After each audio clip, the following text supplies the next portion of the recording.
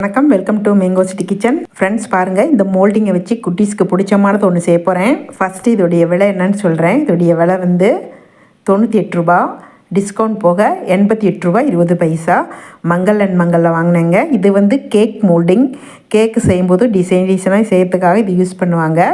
நான் வந்து குட்டீஸ்களுக்காக முட்டை இட்லி செய்கிறதுக்காக வாங்கியிருக்கேன்.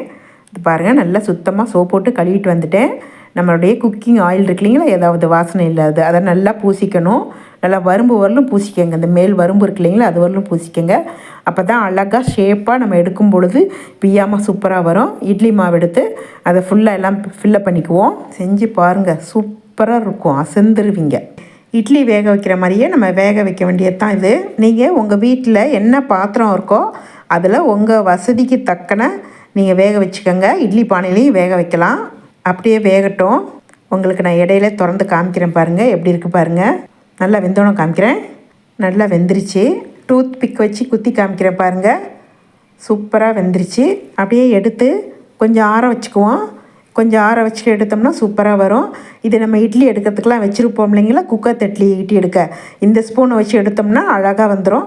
அப்படி இல்லாட்டினா நம்ம நைஃப் வச்சுருப்போம் இல்லையா, பட்டர் நைஃப், அதை வச்சு கூட எடுத்துக்கலாம். கொஞ்சம் பொறுமையாக தண்ணி தொட்டு எடுத்திங்கன்னா இந்த சைடில் மட்டும் ஃபஸ்ட்டு எடுத்து விடுங்க, அவ்வளோ சூப்பராக வரும். இதை இப்படியே நம்ம ஒரு கிண்ணத்துலேயோ இல்லை தட்டுலேயோ இட்லியை வச்சு மேலே சாம்பார் ஊற்றி கூட செய்யலாம். நான் என்ன பண்ணேன், தட்டில் முதல்ல ஃபஸ்ட்டு சாம்பாரை ஊற்றிக்கிட்டேன். அதுக்கப்புறமா இந்த நம்ம இட்லி எடுத்து வச்சேங்க. அற்புதமாக இருந்துச்சு. இங்கே பாருங்களேன், இந்த இட்லி எடுத்து காமிக்கிறேன் பாருங்கள். அப்படியே நம்ம முட்டை மாதிரியே இருக்கு இல்லையா, முட்டையை ஆஃபாக கட் பண்ணால் எப்படி இருக்கும் அதே மாதிரி இருக்குது பாருங்கள்.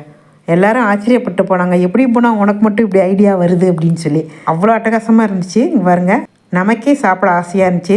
இந்த மாதிரி குட்டீஸ்க்கு செஞ்சு கொடுங்க. இட்லி சாப்பிடாத குழந்தைங்க விரும்பி சாப்பிடுவாங்க, பெரியவங்களே விரும்பி சாப்பிடுவாங்க. அந்த அளவுக்கு அருமையாக வந்துருந்துச்சு. அது இந்த ஐடியா தான் ரொம்ப சூப்பராக இருந்துச்சு.